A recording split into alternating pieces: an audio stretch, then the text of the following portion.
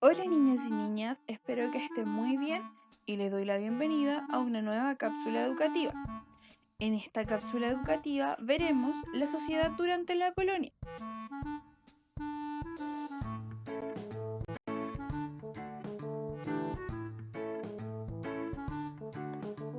Bien, tenemos que entender que la colonia parte o se origina luego del proceso ya que se dio en América, que fue el proceso de colonización.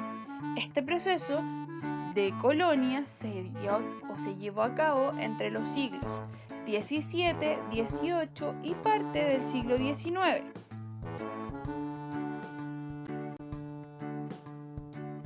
Bien, este periodo de la historia comienza luego de la batalla de Curalaba y la destrucción de las ciudades que habían estado o que estaban fundadas por parte de los españoles al sur del río Biobío. Esta destrucción se origina por parte del pueblo mapuche. Ya esto se da en los primeros años del siglo XVII, hasta el proceso de independencia de Chile que se da a comienzos del siglo XIX.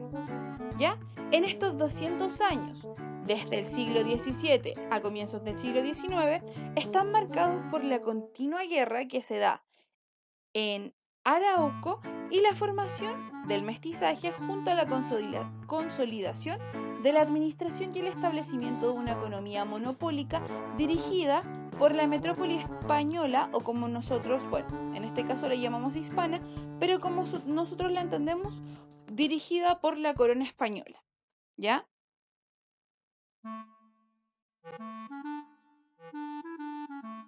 Bien. Niños, ¿ustedes sabían que las ciudades coloniales, que ya las vimos anteriormente, están ordenadas o fueron diseñadas por medio del plano damero? ¿Qué quiere decir esto? Que se asemejan a un cuadro o un tablero de ajedrez donde el centro de este tablero es la plaza de armas, ¿ya? Y es aquí donde se ubican, por ejemplo, las instituciones que organizan esta ciudad, por ejemplo, la municipalidad, organismos públicos, la iglesia, que era muy importante dentro de la colonia, porque es en la colonia donde se forman estas ciudades y todas tenían esta estructura.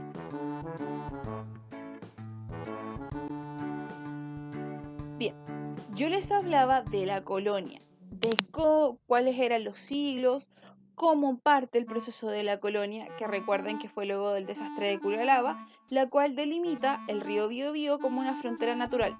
¿Entre quiénes? Españoles y mapuches. Ahora vamos a ver otro aspecto que es la sociedad.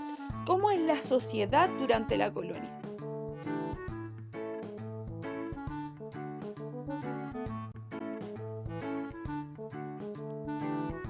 Bien, la sociedad durante la colonia se da luego de la consolidación de gran parte del territorio que nosotros conocemos como americano y en este caso más propio o más nacional del territorio nacional, se creó una estructura que es tanto económica como social.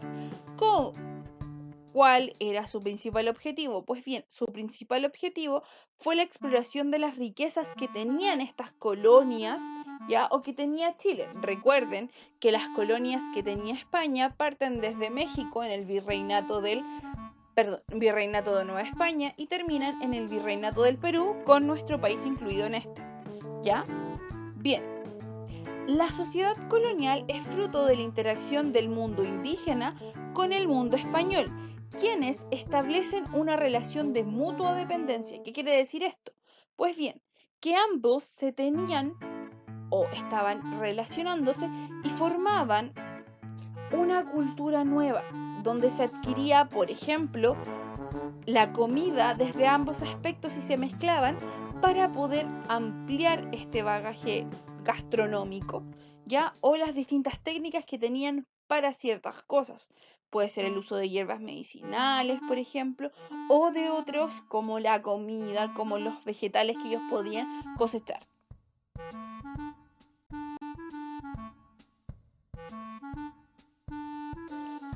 Bien, como yo les contaba, resulta que teníamos un grupo que era español y un grupo que vivía en este territorio que eran los indígenas.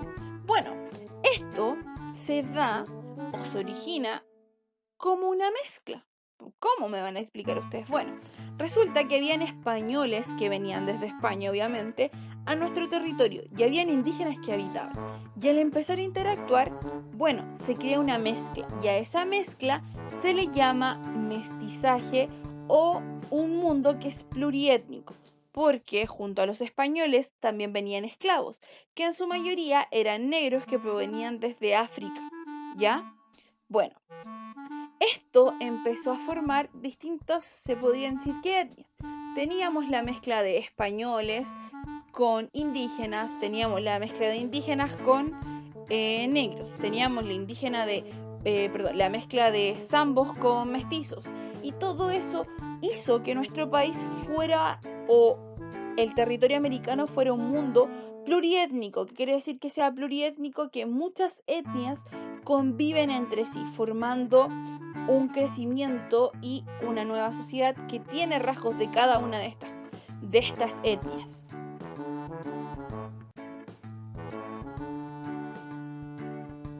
Bien, al hablar de las etnias también tenemos que hablar de la sociedad. Bueno, la sociedad dentro de esta nación, dentro de este país, dentro de esta colonia, se da de una forma un poco, podríamos decir, segregadora. ¿Por qué? Bueno, resulta que hay grupos que tienen distintos derechos y privilegios, ocupaciones laborales y una posición económica. Esto estuvo marcado y tomó un carácter de estamental, que quiere decir que está en niveles, ¿ya? Bueno, esto fue una sociedad de castas, donde que primaba el color de la piel. Por ejemplo, si tú eras moreno o tenías la piel de un color negro o más oscuro, tú ya estabas más abajo de la pirámide social solamente por tu color de piel, ¿ya? Bien, esto también era al contrario, si tú tenías una tez más blanca, te hacía escalar más. Esto solamente es por la sociedad de castas y por la mezcla, ya porque ellos decían que los españoles debían estar en la cúspide y tenían que seguir, por ejemplo, los hijos de los españoles nacidos en América, que eran los criollos, y así se iban bajando los niveles hasta llegar a los esclavos, que eran lo más bajo y que se asemejaba a una tez más oscura, ¿ya? En la antigüedad o en la época colonial no se permitía la movilidad social. ¿Qué quiere decir esto? Que si alguien es esclavo, no podía subir a ser criollo, no podía subir a ser comerciante. Toda su vida iba a ser esclavo, ¿ya? A diferencia de lo que ocurre hoy en día, nosotros sí podemos tener una movilidad social.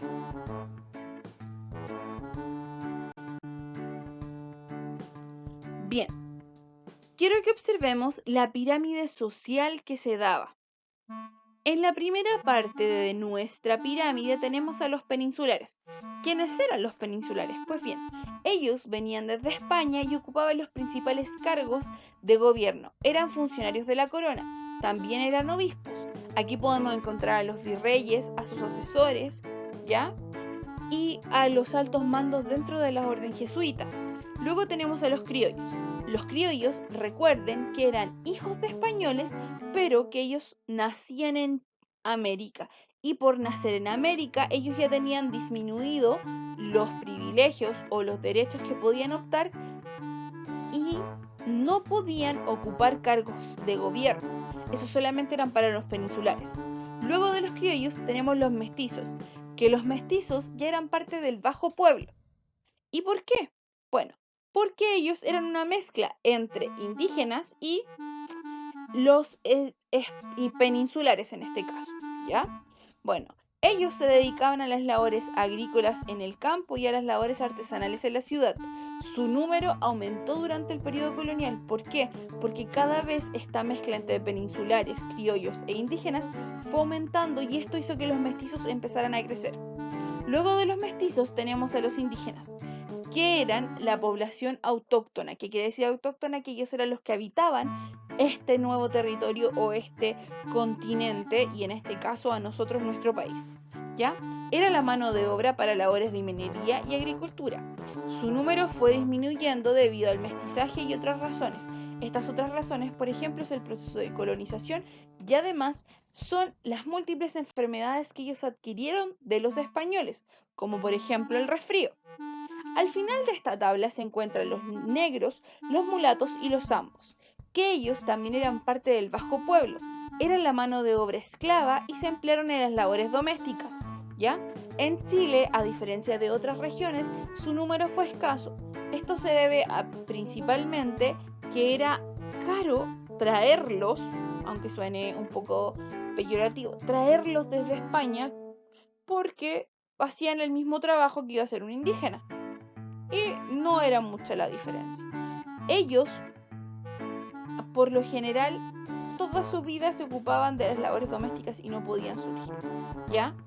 Bueno, esta pirámide que yo les muestro no tiene movilidad, es decir, ¿qué quiere decir? Un mestizo nunca va a lograr ocupar los privilegios que podía tener un criollo, y un criollo tampoco iba a tener los privilegios que tenía un peninsular. Eso quiere decir que es jerarquizada, no hay una movilidad social dentro de ella. Otro aspecto importante que nosotros tenemos que abordar es la economía colonial. La economía colonial creó sólidos y permanentes vínculos entre América y Europa, ¿ya? Esto se expresó en las múltiples interrelaciones que se establecieron desde España hacia América y de América hacia España. Se dio una fuerte y mutua dependencia. ¿Qué quiere decir? Que éramos dependientes de lo que nos decía esta corona. ¿Por qué? Porque ellos necesitaban de estas colonias americanas los metales preciosos que eran el oro y la plata. ¿Para qué? Para aumentar sus riquezas y ser una potencia dentro de las monarquías que se daban en Europa, perdón. ¿Ya? Bien. Además, adivinen qué. Como pasa siempre, resulta que nosotros vendíamos nuestros productos a un muy bajo precio, pero si queríamos traer algo de Europa, lo teníamos que comprar a veces triplicando el valor de lo que nosotros vendíamos. Esto era ¿por qué? Por el mercantilismo que se daba en Europa. Cabe, y se me estaba olvidando algo que era muy importante, España tenía el monopolio comercial de América. Pero ustedes van a decir, profesora, ¿qué es un monopolio? Bueno, el monopolio es la exclusividad de comercio o de un bien.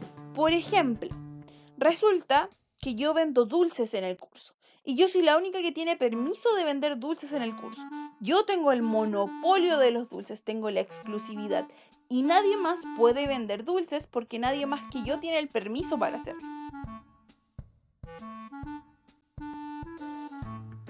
Bien, debido a esto se dieron rutas comerciales y además se dio el contrabando. Ya el contrabando sí, como lo hacían antiguamente a través de los bandos piratas o los barcos piratas, más que bandos. Bien. Durante el siglo XVIII, es decir, 100 años más tarde que comenzar este proceso, asumió el trono español una nueva dinastía, la dinastía de los Borbones, quienes impulsaron una serie de medidas que reformaron y modernizaron el imperio. Hasta entonces, la corona española había intentado ejercer un férreo monopolio comercial mediante el llamado sistema de flotas y galeones. ¿Ya? ¿Esto qué quiere decir?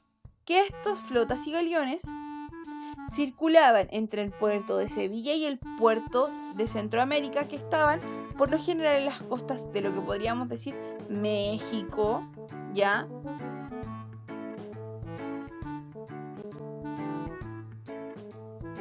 Bien, en Chile, debido a estas reformas, se abrieron rutas comerciales alternativas, como por ejemplo la ruta por el Cabo de Hornos o la ruta por el Virreinato de la Plata, y esto quiere decir por Buenos Aires, que estas iban directo por el Océano Atlántico y llegaban, obviamente, un poco más tardío, pero en tiempos de que exportaran sus cosas hacia Centroamérica, salía mejor exportarlas por estas nuevas rutas comerciales. En la década del 1740 se introdujeron los navíos de registro, que pusieron fin al sistema que se conocía como flotas y galeones. En 1778 se implementó un decreto de libre comercio entre América y los distintos puertos españoles. Esto en cierta medida baja un poquito el monopolio comercial, pero no lo radica.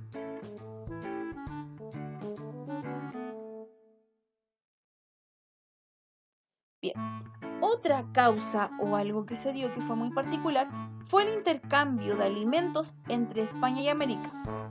Pero profesora, ustedes me van a decir, ¿cómo? Bueno, resulta que en España no tenían todos los alimentos que nosotros conocemos, ¿ya? Y tampoco nosotros los teníamos. Ejemplos de ello también son los animales. Por ejemplo, los europeos trajeron el trigo, las vacas, el cerdo, el repollo, el cilantro, la albahaca, el ajo, la cebolla y la selga. Eso en América no existía y los europeos lo trajeron. Bueno, a nuestro favor, nosotros les dimos a ellos la papa, el tomate, el ají, el choclo, el maíz, los porotos, el zapallo y el cochayuyo. Nosotros no les dimos tantos animales, ¿ya? Porque ellos también trajeron el caballo, que aquí no existía, ¿ya? Nosotros lo que hicimos fue darles más alimentación, variar un poco su alimentación. Imagínense, ellos si no se hubiera producido el proceso de conquista, ellos no conocerían las papas fritas, su vida sería muy triste. Y nosotros tampoco conoceríamos las vacas ni el cerdo. No tendríamos leche de vaca para poder tomar. Y tampoco podríamos hacer las humitas en el verano porque no tendríamos albahaca.